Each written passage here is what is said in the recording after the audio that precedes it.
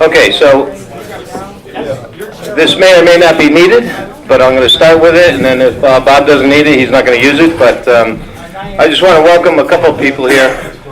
First of all, everybody that came is here so far, and I know we're going to get a few more. I appreciate you coming down to mark the tragedy of the U.S. Coast Guard USS Leopold, and the greatest loss of life in the Coast Guard ever. So 171 Only under combat. Under combat. More stories coming then, right? So 171 lives lost, torpedoed in the North Sea. So of the survivors, this is what the story is about. It's certainly to mark the 75th anniversary of this tragedy. And one of the survivors is one of Salem's own Sparky Nersasian. And more to follow on the book that was written by his youngest brother about not just Sparky, but all the other survivors as well. So for right now, I'm going to introduce myself. If you don't know me, I'm the commander of the VFW post down here. Charlie. I'm Kim Emmerling. Charlie. Okay. You remember, right? And and I'm also the Veteran Service Officer for the City of Salem, so I kind of like to get involved on all these little veteran events. But more to follow on my story, because like every good soldier, I enjoy telling you all my war stories. Never mind the Navy ones and the Air Force. Well, my Air Force doesn't have war stories, do they? So. All right. So I'm going to introduce Bob right now, because he's going to say a couple of things, and he's going to kick it off with a couple of lines, and then we're going to watch a quick video, and he's going to explain that. We're going to watch as much as we can, and then fast forward it. It's about 20 minutes or so long, and then we'll get right back into the rest of the program, which will be really Bob just telling the great story that we have here. So, Mr. Dr. Robert Colonel Nersasian.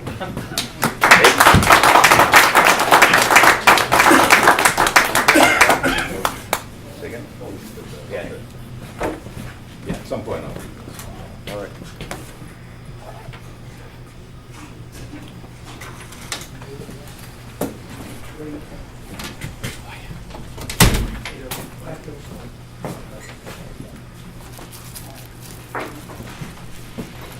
Well, hello to everybody that came out on a cloudy day. Good to see you. We're going to talk about a ship called the USS Leopold that was sunk on March 9th, 1944, some 75 years ago this past Saturday. It is one of 563 ships in its class, a destroyer escort, that had made one maiden voyage to Casablanca and back, and on a second voyage it was never to return, the title of the book that we wrote. It's a rather interesting story because it's the first of its class of 563 ships to be lost in the war. It was one of the first produced, and unfortunately one of the first to be sunk. It had a crew of approximately, it's debatable, 200 to 201. Only 28 survived that day in the North Atlantic. Not because of the torpedoing, but because of the cold water, the cold air. Literally, a good percentage of those people lost that night, froze to death, waiting to be rescued. It was one of 6 destroyer escorts that was taking a convoy across the Atlantic to Londonderry, England. Some 27 tankers and freighters and 6 DEs that were all manned by Coast Guard personnel. The first 30 produced of that 563 were given to the Coast Guard because they really didn't know how to sail these damn things. And one thing I want to read, I'm sure there are people here who've heard the name Ernie Pyle before, who was a great World War II correspondent. You'll have to forgive me, my eyes here in the darkness. But this is a shot cruise on a destroyer escort by Ernie Pyle. They are rough and tumble little ships. Their afterdecks are laden with depth charges. Oh, thank you. They can turn to half the space of a destroyer. Their forward guns can seldom be used because waves are breaking over them. They roll, they plunge, they buck, they twist, they shudder, they fall through space. Their sailors say they should have flight pay and sub pay both because they're in the air half the time and the other half they're underwater. Their men are accustomed to being wet and think nothing of it. Short cruise on a destroyer escort. If you get a chance, go on the internet, look it up. It's 3 pages long. That's just an excerpt from it. But that gives you a pretty good idea of what was going on in these ships, particularly in the North Atlantic. The Pacific had it a little bit better.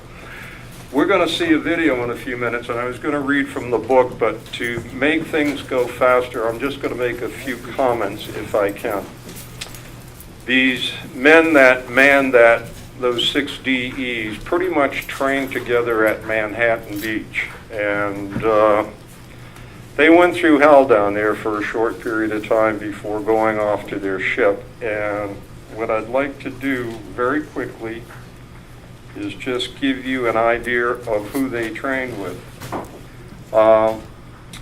They tell their families that boxing at Manhattan Beach is an experience that gives them the confidence to persevere against all odds.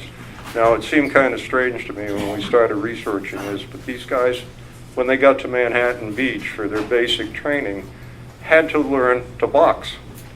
Unfortunately, they had to box against Jack Dempsey, the world heavyweight champion, and his professional sparring partners. And needless to say, nobody made it through a round out of the hundreds that went through there, including Sparky. That's my brother, I think he lasted the longest, and that's where he picked up the nickname Sparky. He sparred, but he got knocked on his butt, big time. The other side of the coin, too, is once they got out of there, they went down to Orange, Texas to pick up their ship, along with hundreds of other sailors. And to just give you an idea, they got into Orange, Texas on a train. And I just want to read ahead a bit. It's a sultry afternoon. It's the hurricane season on the Gulf Coast. The sky is full of dark thunderheads. The smart fellows in the group are seeking shelter far from the heat in the shady side of the Victorian railway station. All the men are looking around them at the flat suburban landscape, the blocks and blocks of frame houses spreading in all directions. As a side note, Orange, Texas was a sleepy little town on the Sabine River down there. Prior to the war, it might have had a population of 1,000 or 2,000. As the war kicked in, it pushed up to close to 60 to 80,000 people, all involved in the shipyard, building ships for the war effort. And in fact, they were able to build one of these destroyer escorts every 30 days. Makes you wonder why we can't finish 128. Many of those houses had asbestos shingles, looked to have been thrown up in the last year or so. Laundry droops from clotheslines. The roads are dusty, they're clogged with traffic, lots of trucks, the air smells of burnt metal, machine oil, fresh paint. As U.S. Navy buses roll up alongside the station and stop, someone asks the obvious question, where's the ocean? It's a river, says a Marine gunnery sergeant who has stepped off the lead bus. It's called the Sabine, Swabbies. Welcome to Orange, Texas. It looks like the end of the world, says one of the guys with a New York accent, maybe Dobby or Olsen.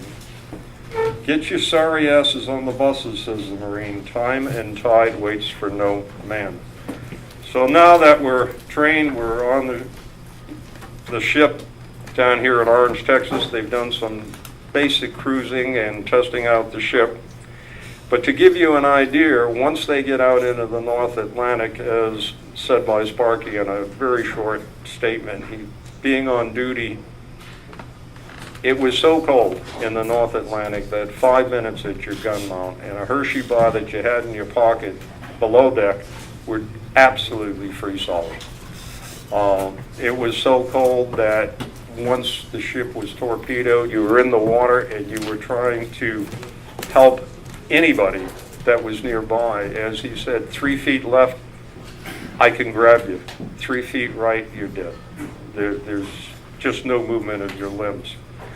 The final thing is when he was taken out of the water finally, and we'll read that and then get to the flick here if I can. If I could see.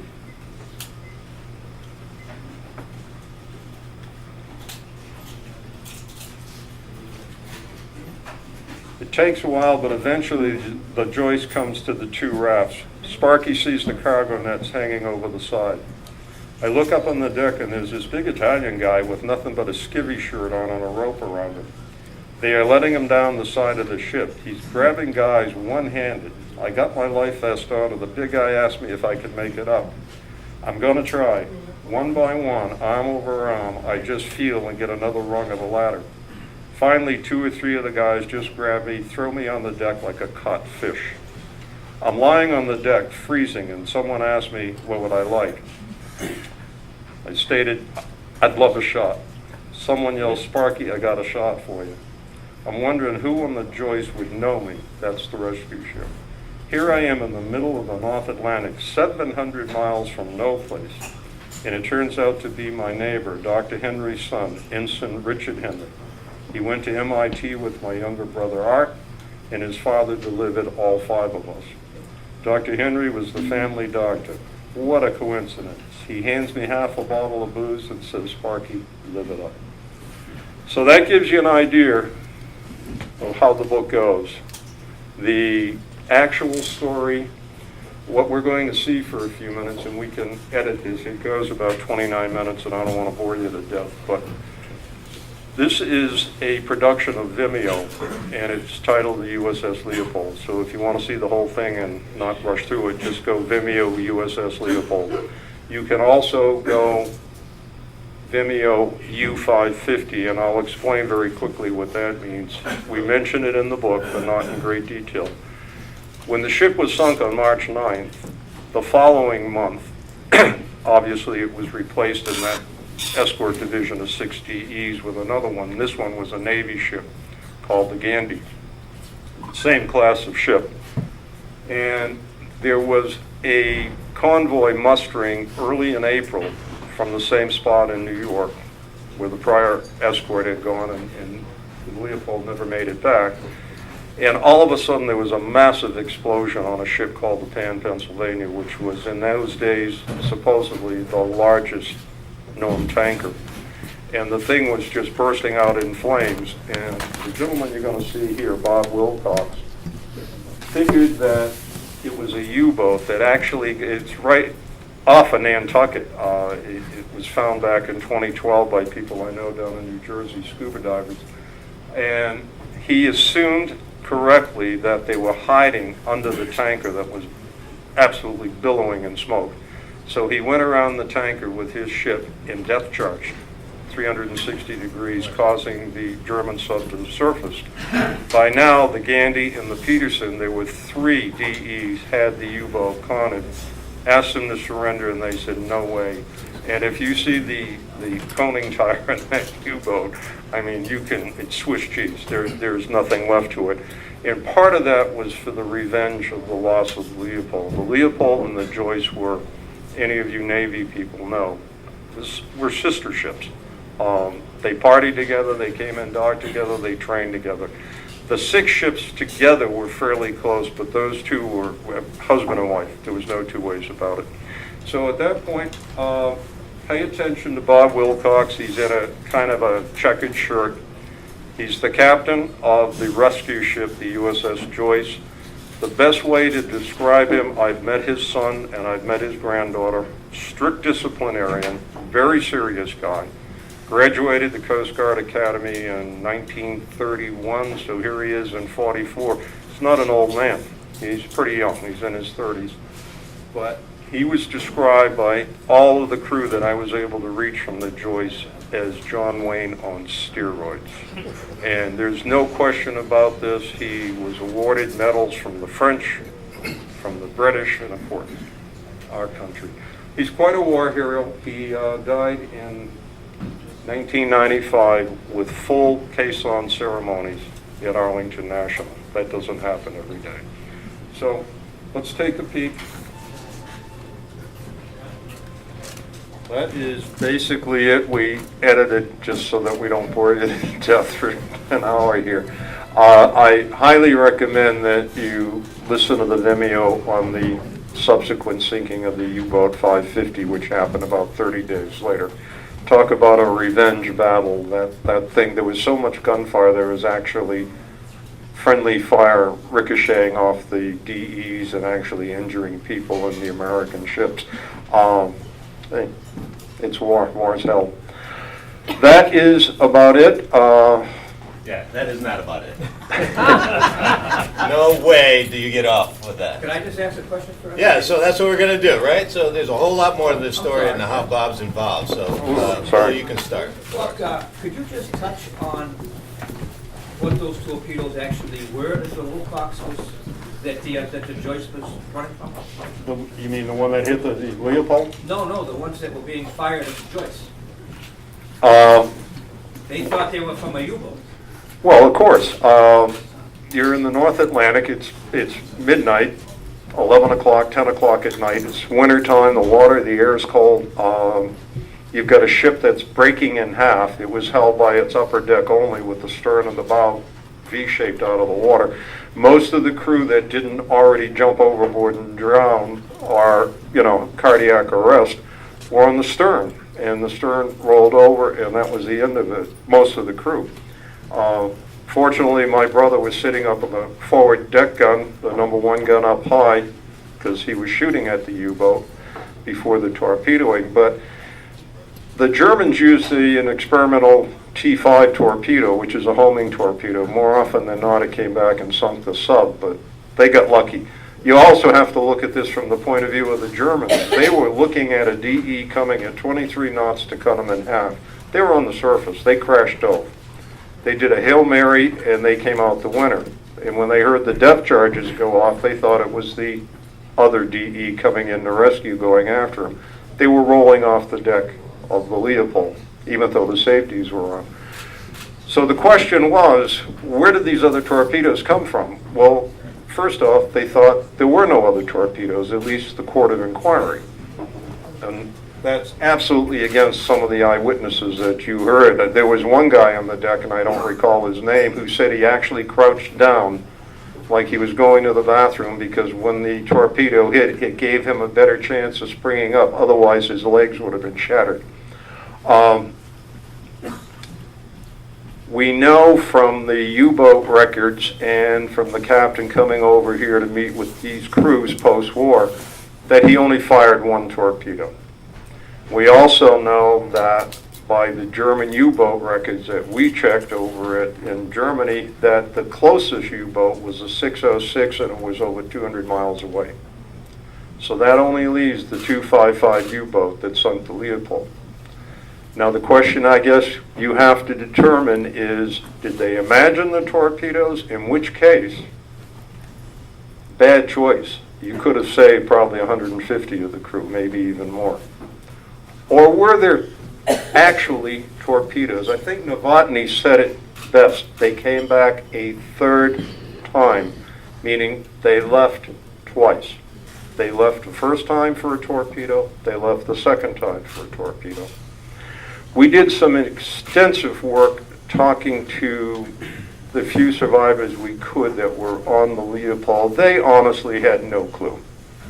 I mean, they're the ship that was sinking, but they had no clue whether there are other torpedoes or not. There's a whole range. Oh yeah, we saw periscopes in the water. There were multiple. We're in the middle of a wolf pack. I mean, it's nighttime. These are young kids. I mean, we've all got kids at home that are 19, 20, 22. We don't even believe it when they say, yeah, I was at the movies last night. So the question is, what the hell was really going on? I hate to give away the story of the book, but I'm going to do it anyways because you asked me.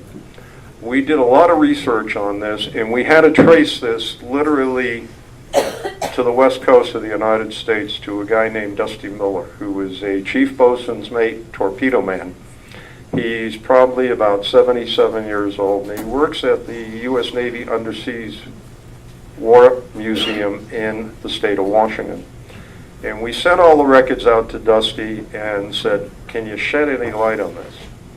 And he came back with the most technical report I've ever seen. We put some of it into the book. But his guess was the following. When the Leopold set sail the second time, she had a rack of 3 torpedoes. In reading the Board of Inquiry, one of those 3 was non-functional. When a ship is at sea, these torpedoes are not armed. In case something happened, and they fell overboard, they would just be idle. However, they're at general quarters, they're attacking a U-boat. The T5 torpedo hits the ship midship. It takes the torpedo rack and slides it back some 40 or 50 feet on the deck. So in other words, it's now loose in its mount. When that stern rolled over, those two active torpedoes hit the water. When water hits them, they take off. It just so happens that each time one of those took off, it was in the exact plane of the joist coming in. And we proved that through all kinds of vector analysis and everything else. So the actual thing that happened that night and caused the death of some 170 plus sailors was friendly fire.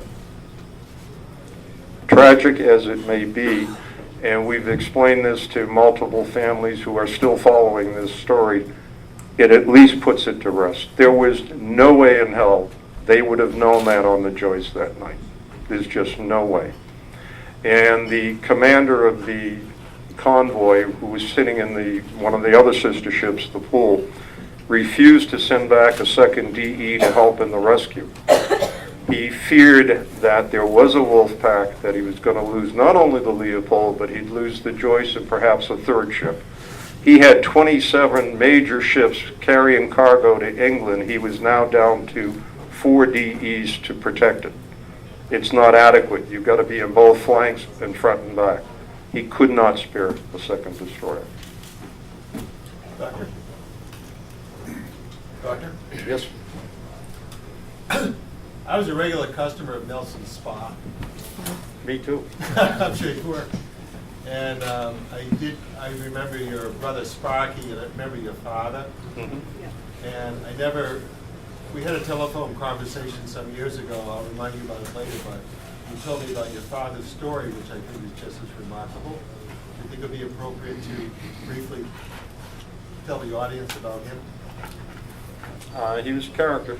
A little bit of a wild man, but he came from... Bob, what's the question again? The Marine wasn't using his command voice, so not everyone heard the question. Yes, it sounds like a typical sergeant. He immigrated here from Armenia back in probably the heart of World War I, around 1916 or 17. And he was a farmer in the old country, he and his 12 siblings and parents. And due to the fact that not only was there a world war, but there was a massacre going on the Armenians, and he lost all of his family except his eldest sister. So he saw 11 siblings and his mother and father slaughtered by the Turkish invasion, and came over here. He never really, and I don't mean to offend anybody who may be Turkish here, but you have to understand, he saw it firsthand, and he lived with that. And I think that's probably why when the war broke out, my two brothers rushed to enlist. And I can remember growing up, the last thing in my mind with my beard and curly hair was ever to be in a military service. And I can remember thinking back how my father said to me when I was a young teenager, he said, "We were one of the strongest nations on the planet. We were the only ones that Rome couldn't conquer. And then we became farmers, and everybody took advantage of us." He said, "Don't be weak, serve your country." And I finally did. So all three brothers put in their due course of time. So I don't know if that's what you're asking, but that's the story.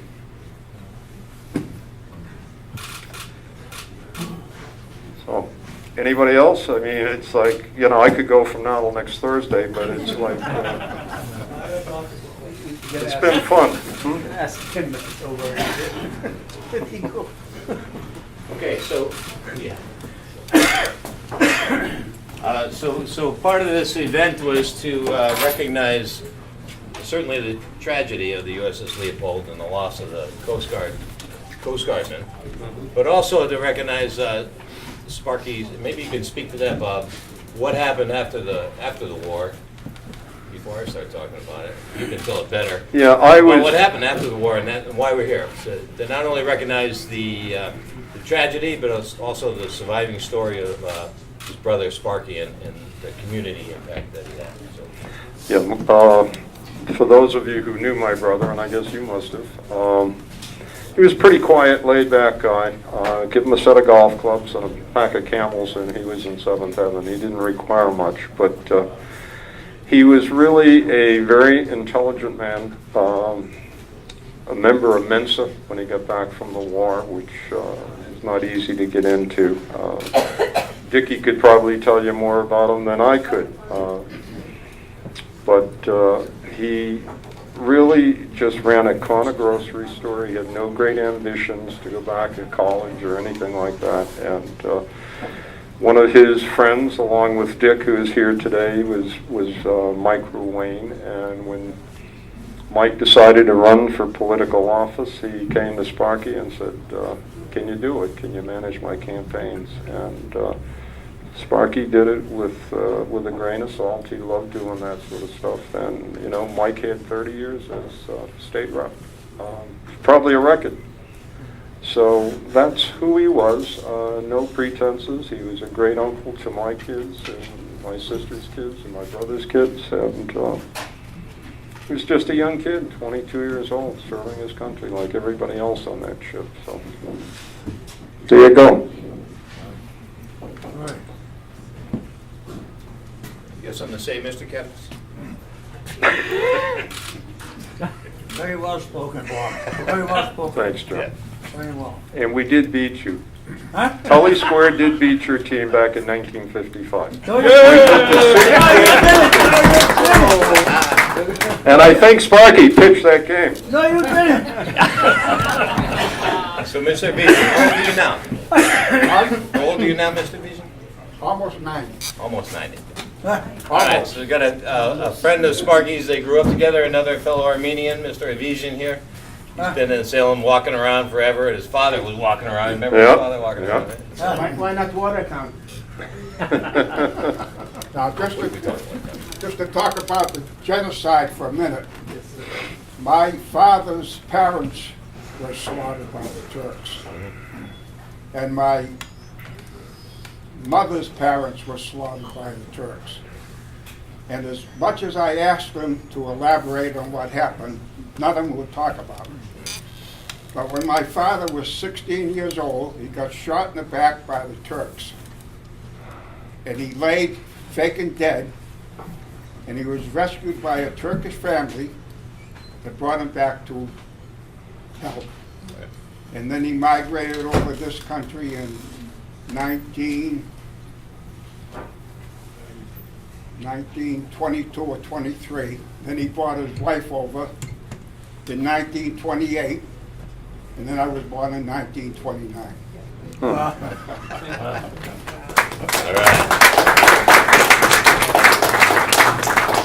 All right. So, any other quick questions on the story? Because I'm gonna spin him off in another direction here. All right. So you got to tell the story about how the tape recorder and the story of the book, how you got started on this. Oh, yeah. All right. Yeah, I have to be honest with you, and maybe it's just being the baby of the family, you really don't know a lot of the family history. And I just knew my brother had served in the Coast Guard because when we used to go to the beach, he had a Coast Guard insignia. It said Semper Paratus Coast Guard. And I go, hey, I'm smart, I can figure that out. He never told the story, ever, to me, or maybe he told to my elder brother, who's going to be 95 in 2 months. Never told him to me. You guys just keep going. I mean, you're like Energizer bunnies. And never heard a word about it. Occasionally golfing, he would stop and say, I need rest for a minute. You know, we'd be walking. I say, you okay? And he said, yeah, it's an old war wound. And, you know, just pass it off, and I'd pass it off.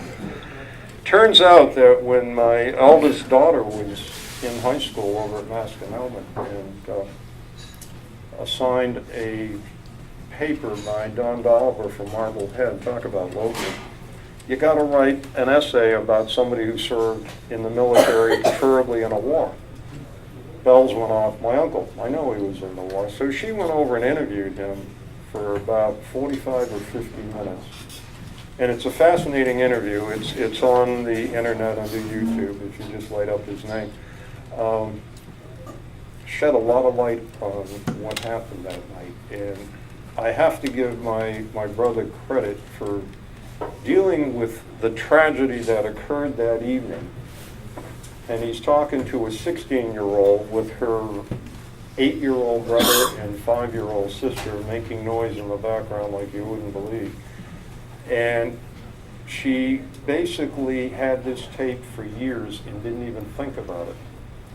And one day she's just surfing the internet, and for some reason she lit up the ship and ended up on a blog site, and some guy just received the Purple Heart back in 2010 for serving on the Leopold, the last living survivor. And my daughter is just one of those, I gotta go figure this out, and did some research, got into some blog sites, found there were a lot of families asking about what the hell happened that night. And she got a hold of a woman down at headquarters of the U.S. Coast Guard in Washington and said, you know, this guy Harry Dobby, you just gave him the Purple Heart. My uncle was on that ship and also a survivor, and he never got the Purple Heart. And he said, well, there's not much we can do 65, 70 years later. And she said, yeah, pull his records. And they did. And they said, yeah, he should have had the Purple Heart. And they came up here and presented it. An admiral came down, 2 stars, and did it at Winter Island. The thing that's amazing about this is this was an old tape recording on an old tape that probably was made in China back in the 60s, because I used it when I lectured at the university. And I gave it to her, and it was done on a Child's Fisher-Price tape recorder. And these tapes were sitting in a shoebox when they moved, and she said, you know, it's time to play them or throw them. And every one of them broke out of about 22 tapes except this one tape. It was perfect. They put it on CD, sent it to me. It took me about a year before I had the courage to listen to it. And it probably was around 2011 that we got the Purple Heart. And as far as I was concerned, justice has been done. And then I get a call from the Coast Guard in D.C. saying, hey, we got this guy in Minnesota who's calling us historians wanting to know why his uncle never got the Purple Heart. And I said, what are you talking about? The whole crew is dead. He said, no. There's a guy out in Minnesota. He's in a nursing home. He was on the Leopold. Next thing I know, I get a call from Harry Stillwell, the nephew, and he said, do you have any connections in Washington? I said, as a matter of fact, I do. I got a lot of connections down there. And I made a call. They opened it up, and he got the Purple Heart. Now I'm getting really intrigued in this whole story because I really want to know what was going on. All I know is there's a ship, there were some survivors, most drowned, most froze to death. So now I am in contact with the 3 historians of the U.S. Coast Guard. And I got a hold of Bob Browning, the chief down at headquarters in D.C., and I said, do you have any records on the Leopold and the Joyce? And he said, got a drawer full of them. I said, can I look at them? He said, yeah, come on down. I said, well, I'm in Boston, you're in D.C. He said, well, I'm not going to copy them for you, but here's the name of a girl. She comes in once a week. She'll copy them for you for a few, shekels. Send her some money and she'll come do it. She copied the whole drawer. Sent me a cardboard box about this big. I've got all of it said classified on it. I'm like, what am I doing with this? And I read all this, and of course the final sentence stated by the board that the entire crew and ship shall be awarded the Purple Heart. It was the first of its class to be sunk. It's the largest combat loss of life in Coast Guard history from 1790. So I'm back to my contact in D.C. and I'm saying, Deneen, we got another problem. She said, now what? We got your brother. We got, Dobby. Now what do you want? I said, you got to do the whole ship. She said, you're kidding. I said, no, I'm not kidding. She said, let me go research it. I gave her the EAR. For military people, they know what that is. And 2 months go by, nothing happens. I get on the phone, I said, Deneen, what's going on? She said, we can't find the AR. And I said, what do you need the AR for? You've got the report, it's on the 3rd floor above your office. She said, yeah, I know, but the Admiral has to have the AR. Yeah. Another 2 months go by, and I get a call from her. She said, we found it. I said, where the hell was it? She said, in the Naval History Museum in D.C.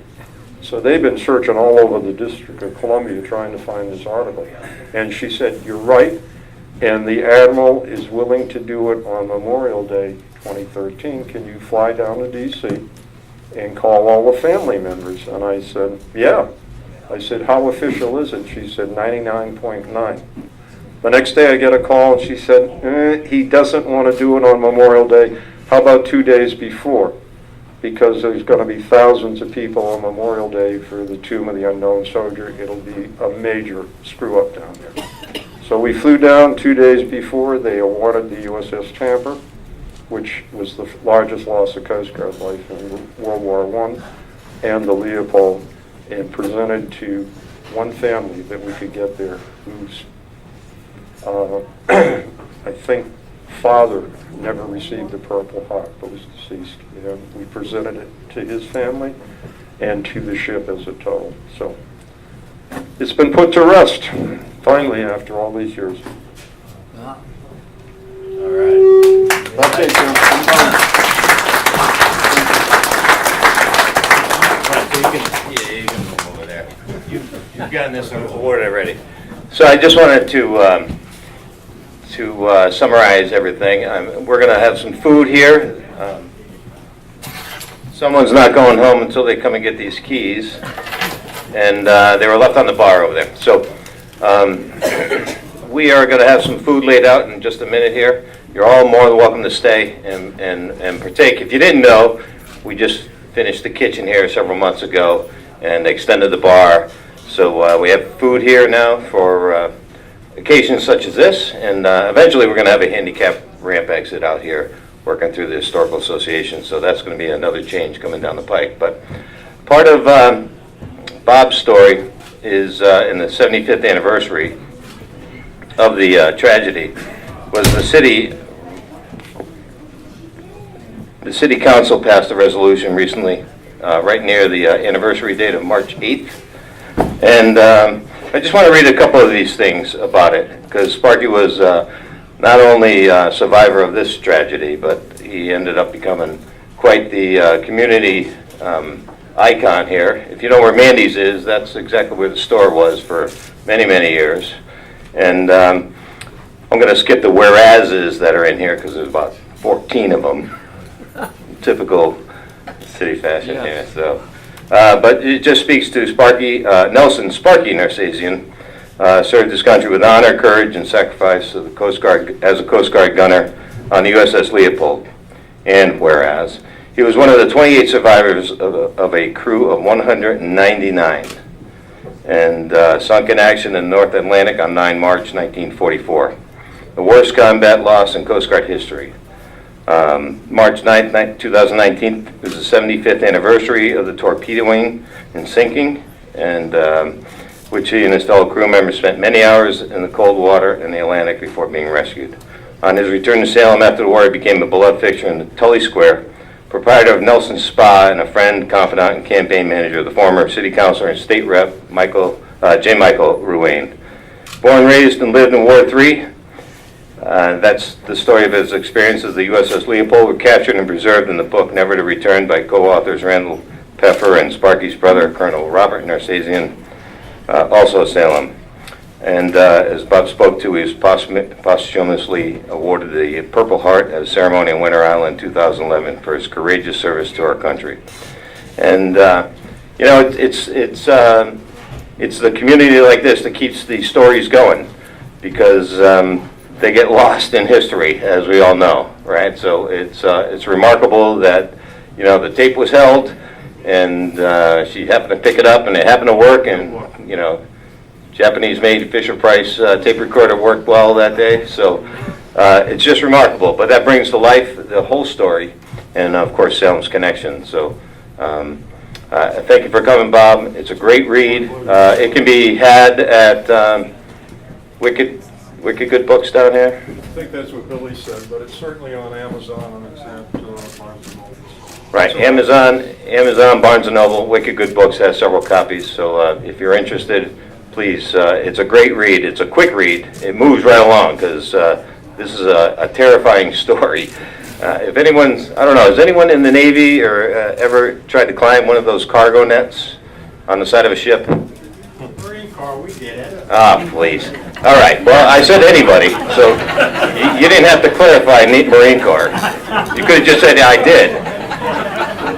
So yes, Marines, right? Famous for it. But I tell you, I've done it as an Army guy. We were doing a little exercise, and it is no easy thing. Never mind just doing it in an exercise.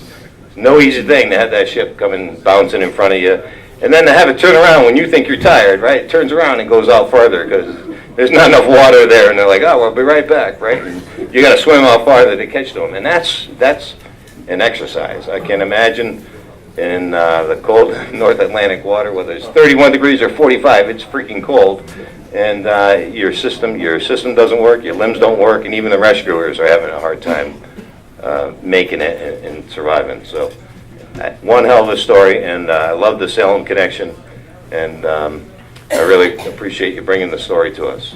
I want to say one quick thing. It's all yours. I am done. Thank you. There are multiple things that we wanted to put into the book that we couldn't because we couldn't verify it. And there was a fellow on the USS Peterson that I was able to interview. That's one of those 6 ships. And he is obviously deceased too, because when I got him he was 93, and that was 5 years ago. And he was such a character. His name was Fairbanks, and the engines in these ships were Fairbanks. And I asked if his family owned the company. He said, purely coincidental, okay? But he was telling me stories about some of the activities between the ships that I will not mention in mixed company.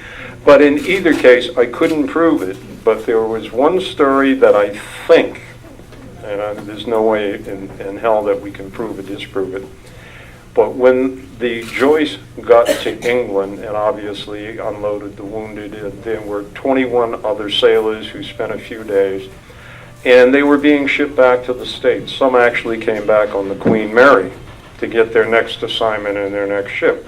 Just because you're sunk doesn't mean the war's over. And there was one young kid who refused to get on the Peterson. And he said, I'm not getting on board until I talk to the captain. And everybody's saying, but you gotta, we're going back to New York. He said, I'm not going. And so finally the captain came down the gangplank and he said, I don't understand what the problem is. He said, sir, you don't understand. I don't ever want to sail again. He said, but you're in the Coast Guard. You have to sail. He said, you don't understand. I was Merchant Marine before I was Coast Guard. This is the 3rd time I've been torpedoed, and I'm not getting on the goddamn ship unless you promise me a desk job. And he said, you got it. Now, I don't know if it's true or false, but it sure as hell sounds good. Okay.